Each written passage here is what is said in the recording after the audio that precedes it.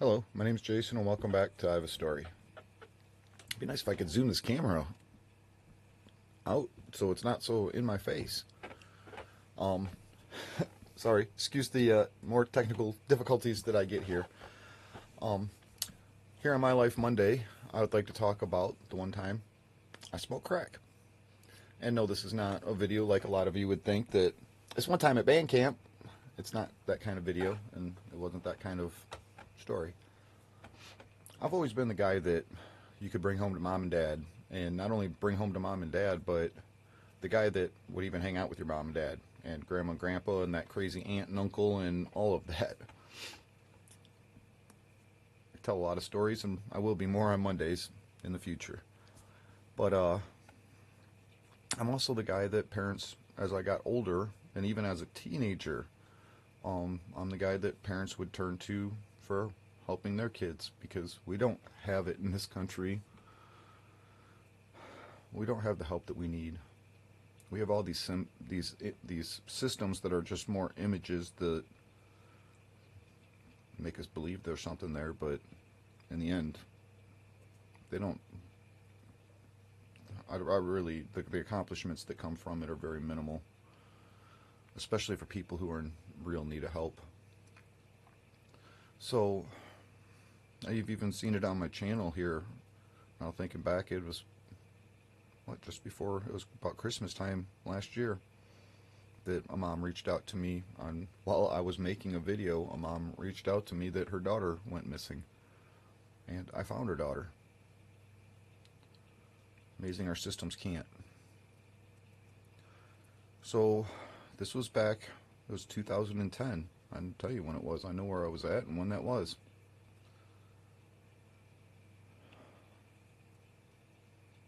No, I'm sorry. That was before that incident. So that was in 2008 or 2009. Because I was still working for the gas company at the time. So I had a friend's mom call me, and she was in tears that her son was doing drugs and going down a bad path, and it was destroying his life. And he still lived with them, even at early 20s, was living with his mom and dad, and he was smoking crack, and it was ruining everybody's life.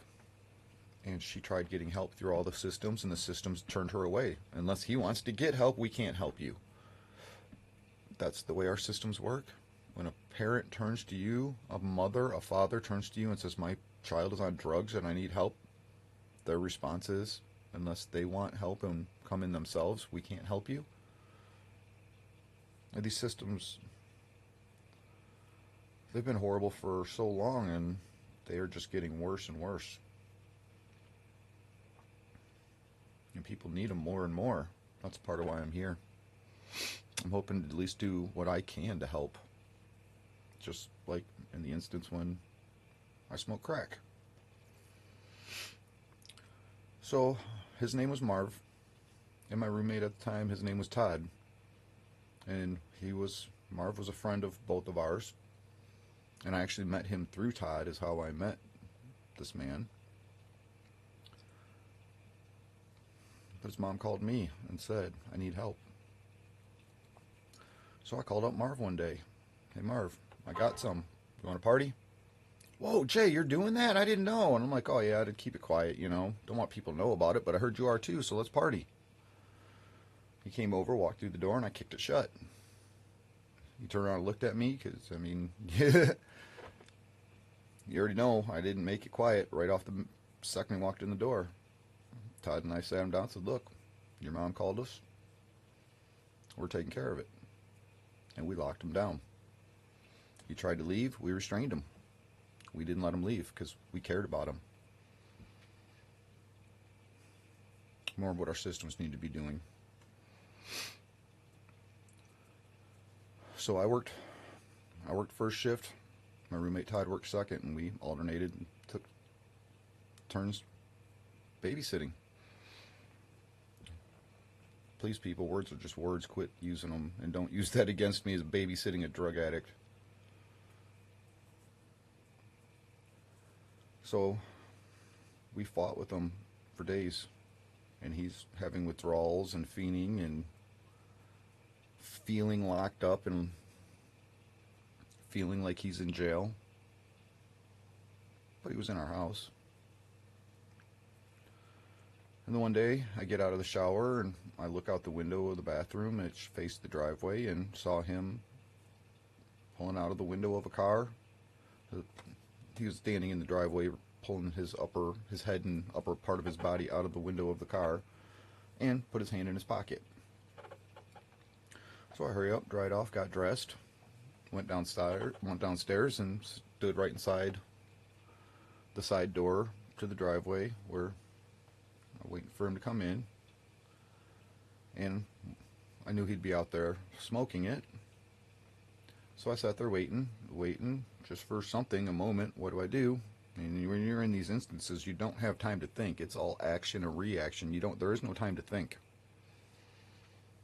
So I heard the clicking of the lighter, I heard the cough, and I opened the door.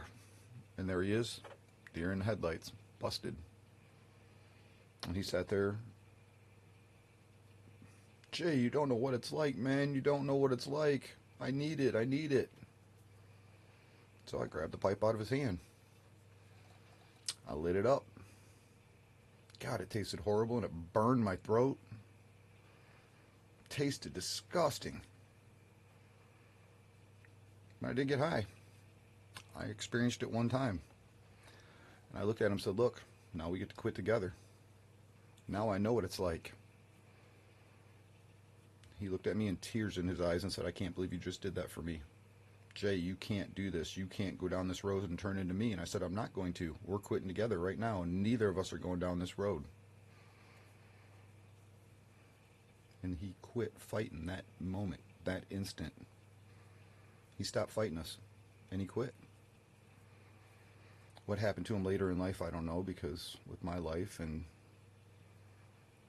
as I'll be telling more and more of my stories, I haven't seen him or talked to him or heard from him in easily been 15 years. Obviously, I still sit here today hoping he's okay and hoping he stayed clean. He's one who really struggled with a lot of things in life and had his battles. I tell you, I'm one that will put myself out on the furthest, thinnest limb for anybody. I don't know what it is about me that is so driven to try to help people no matter what it takes. Part of why it hurts so bad now, being criminalized for something that not only I didn't do, but I can prove the other person actually did to me, but I'm the one paying for it, and so are my kids.